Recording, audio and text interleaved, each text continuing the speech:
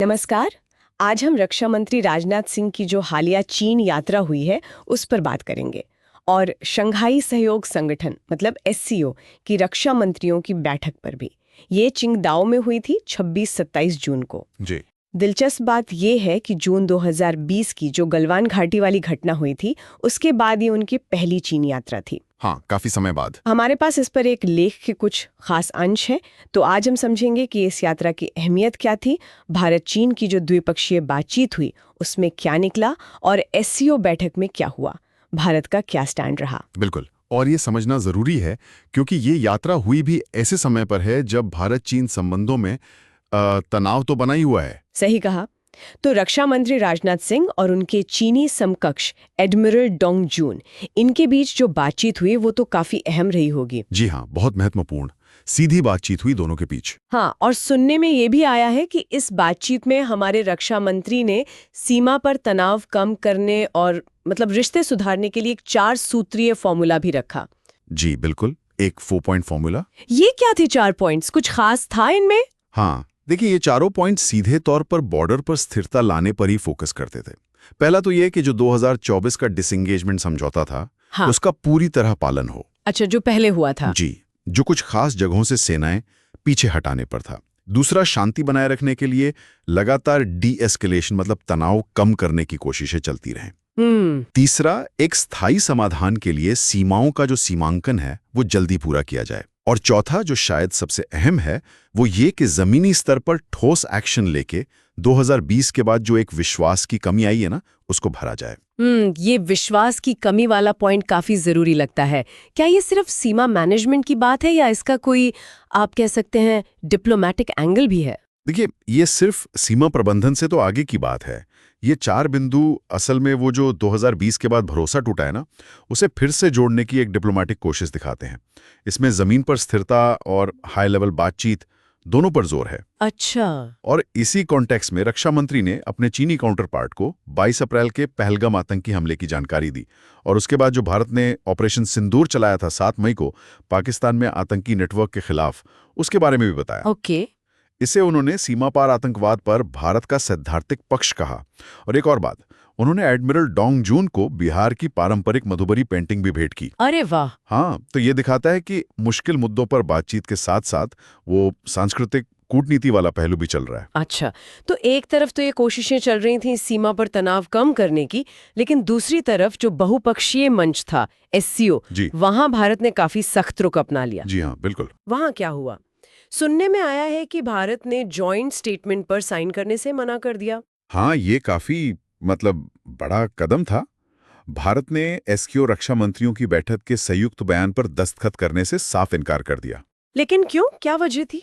वजह ये थी कि जो बयान का ड्राफ्ट था उसमें आतंकवाद पर भारत की जो चिंताएं थी, खासकर वो 22 अप्रैल वाला पहलगाम हमला, हाँ, जिसमें 26 भारतीय पर्यटक मारे गए थे। जी, उसका कोई जिक्र ही नहीं था।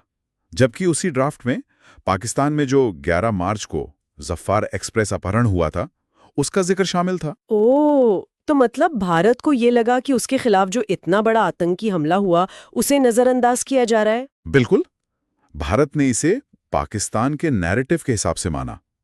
हमारे विदेश मंत्री एस जयशंकर ने भी बाद में कहा कि भाई, जब संगठन का एक मेन मकसद ही आतंकवाद से लड़ना है और आप उसी के इतने गंभीर उदाहरण का जिक्र नहीं कर रहे, तो फिर ऐसे नतीजे का मतलब क्या है? बात तो सही है। रक्षा मंत्री ने भी बैठक में बिना पाकिस्तान का नाम लिए उन देशों की आलोचना करने को कहा जो सीमा पार आतंकवाद को अपनी पॉलिसी के तौर पर इस्तेमाल करते हैं और आतंकवादियों को पनाह देते हैं।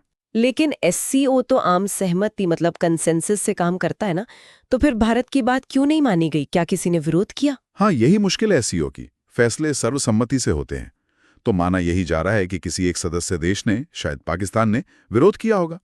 इसी वजह से भारत जो चाहता था वो उसमें शामिल नहीं हो पाया। ये घटना दिखाती है कि एससीओ के अंदर भी आतंकवाद विरोधी सहयोग को लेकर क्या चुनौतियां हैं। इस चीन दौरे पर कोई और भी जरूरी मुलाकातें हुई? जी, रक्षा मंत्री की रूस के रक्षा मंत्री आंद्रे बेलोसॉव से भी मुलाकात हुई। अच्छा। उसमें जो अभी के जियोपॉलिटिकल हालात हैं, सीमा पार आतंकवाद का मुद्दा और भारत रूस रक्षा सहयोग, जैसे वो S-400 सिस्टम की डिलीवरी है, Su-30 MKI का अपग्रेड प्रोग्राम है, इन सब पर बात हुई। ओके। और रूस ने पहलगाम हमले पर भारत का साथ दिया। हाँ, रूस ने पहलगाम हमले पर भारत के साथ अपनी पूरी एकजुटता दिखाई। चलिए, ये तो ठीक है। और एक पॉजिटिव खबर भी थी शायद, कैलाश मानसरोवर यात्रा को लेकर। हाँ, ये एक अच्छी सकारात्मक खबर रही। रक्षा मंत्री ने इस बात पर संतोष जताया कि 6 साल के लंबे गैप के बाद तिब्बत के रास्ते कैलाश मानसरोवर यात्रा फिर से शुरू हो रही है 30 जून 2025 से। अच्छा, 6 साल बाद? जी, इसे इस तनाव भरे माहौल के बीच भारत चीन संबंधों को थोड़ा सामान्य बनाने की दिशा में एक छोटा पर पॉजिटिव कदम माना जा रहा है। तो कुल मिलाकर इस पूरी बातचीत से क्या मुख्य बातें निकल कर आ रही हैं? देखिए, 2-3 बातें साफ हैं। पहली तो ये कि भारत ने एससीओ जैसे अहम मंच पर भी आतंकवाद के मुद्दे पर अपने स्टैंड से कोई समझौता नहीं किया, भले ही इसके लिए संयुक्त बयान से अलग होना पड़ा। ये तो है। दूसरी बात, चीन के साथ सीमा पर भले ही गहरे मतभेद हैं, लेकिन बातचीत और डिप्लोमेसी के रास्ते खुले रखने की कोशिश जारी है। वो 4 सूत्री फॉर्मूला या वो मधुबनी पेंटिंग वाली पहल, ये सब यही दिखाते हैं। सही।